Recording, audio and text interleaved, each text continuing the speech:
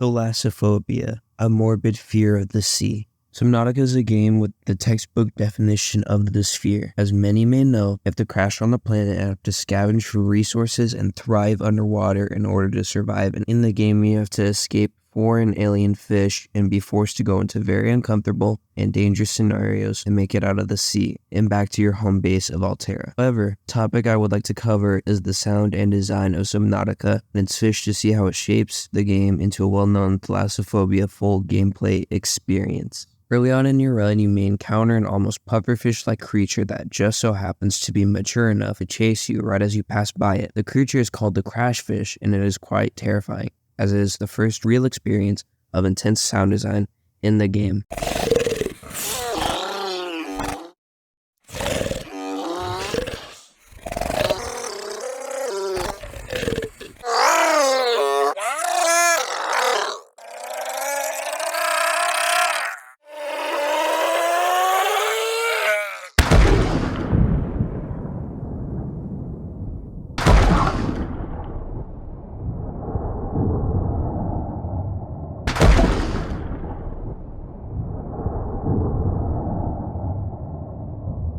You can hear that it begins with a distortion of growls, then leads to its chasing sequence, followed by its explosion. Being as when you first play the game, it sparks immediate panic, and it is necessary to go through if you ever dream of getting repaired. Luckily, the Sea Glide can outrun these fish, but this fish is also very terrifying when you first get into the game. Next up is the Reefback Leviathan. It's the first Leviathan-class life form you will most likely come in contact with. It's also the largest Leviathan, but it can vary as it doesn't have a very specific set length. This creature can also be heard with loud and drawn-out moans.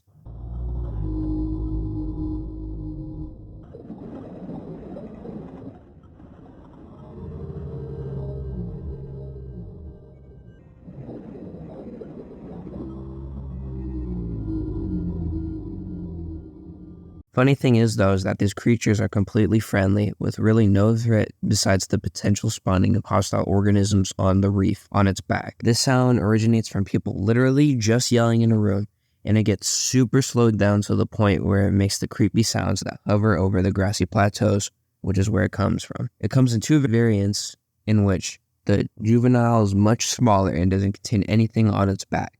Sea treader leviathans are the next ones on this list, and they're big, peaceful fish. They're not really fish though. They kind of just walk around and dig up items for you. They're relatively big and can be found in their own biome. The sea treader's path literally has its own biome.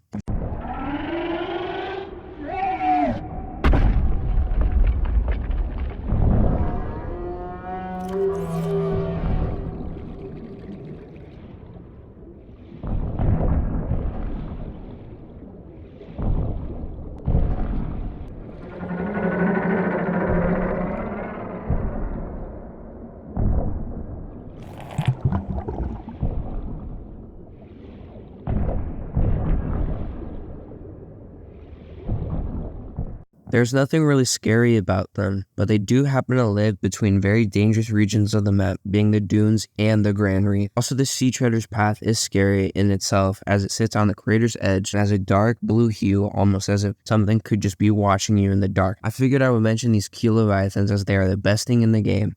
They literally just sit around and walk around and give you stuff. Another one I figured I'd mention is the crab snake, a long eel-like fish with fangs that can grip onto the player almost like a reaper. It has very loud shrieks which are very creepy and can kill you easily. These hide in the mushrooms inside of its biome and can jump out to ambush the player if they swim too close to the top of the mushroom or they're just swimming around.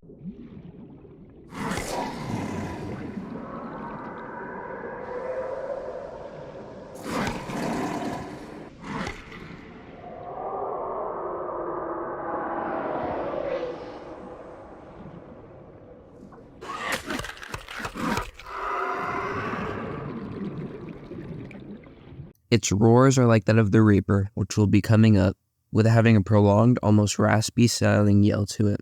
The crab squid is a terrifying creature living in blood kelp zones and in the Grand Reef, with an EMP attack that can disable any submarine temporarily. Like other creatures in Subnautica, it is very blind due to the lack of sunlight it sees during its lifetime, since it lives constantly under 200 meters. The sound that comes from it is dreadful and signal that there are many threats in the zone that it resides in.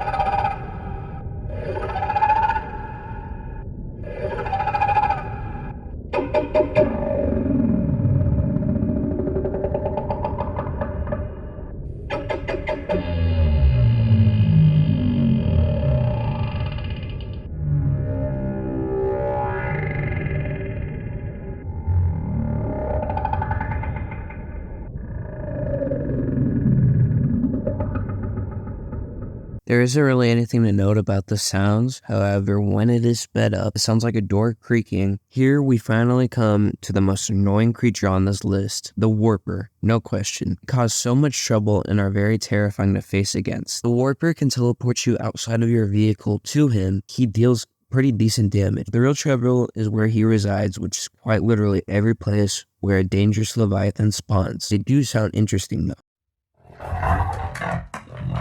9 new biological subjects designated. Mode: hunting, analyzing, sharing subject locations with other agents. Destroyed. Mode: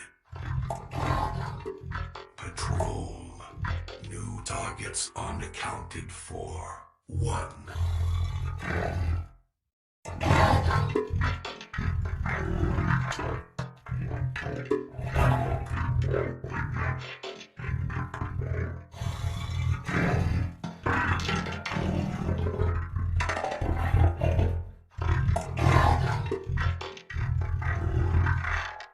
This is literally the only thing in the game that has a voice. They go very deep within the lore of Subnautica, and they are robotic beings with an actual living thing fused with technology that makes it sound the way that it does. It also allows it to teleport the player to them. After the ship you crash landed onto the planet with, the Aurora explodes. It is made clear that you're meant to investigate it with the new opening, and comes one of the scariest creatures in all of the game.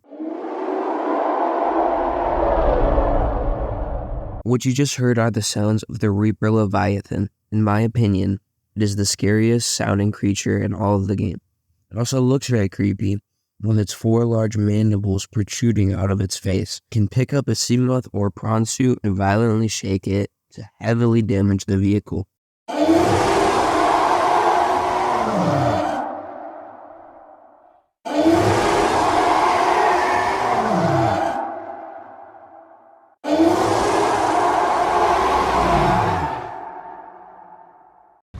This is normal. It's normal. No reason to panic. No panic. No panic, no Spanish. Am I right, gamers? Oh, yeah. Here we go again. Oh, can I scan this?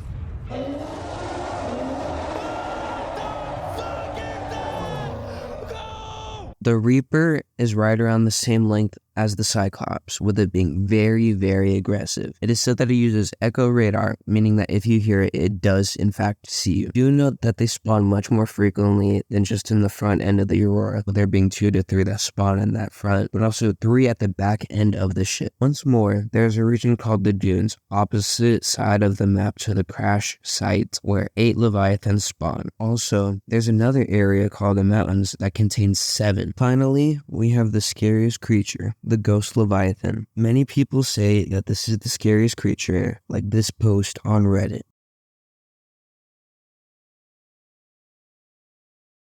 Reaper Leviathans are scarier on an individual level in my opinion, with their loud roars and of course their appearance, but the Void and the adult Leviathans are horrible with the Ghost Leviathan.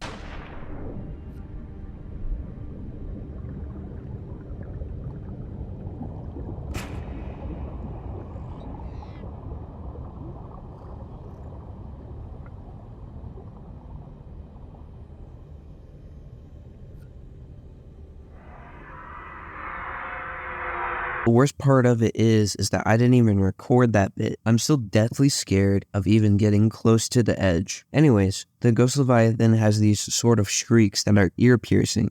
and signify that it does know where you are. Not only that, but it is also the ambience of the void that is just darkening and silent. Everything there has no life.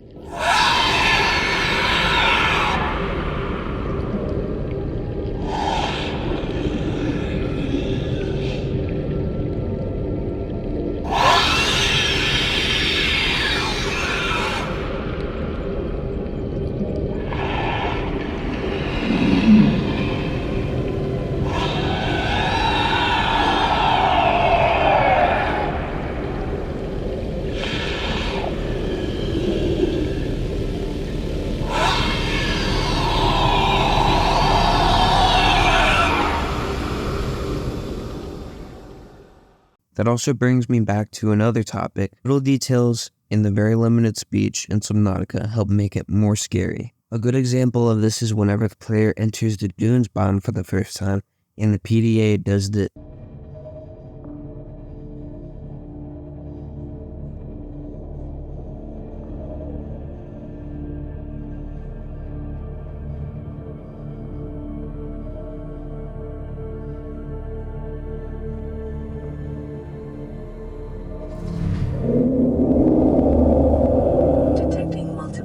Leviathan class life forms in the region. Are you certain whatever you're doing is worth it? Things such as those really help to enhance the horror of Subnautica as an experience as well.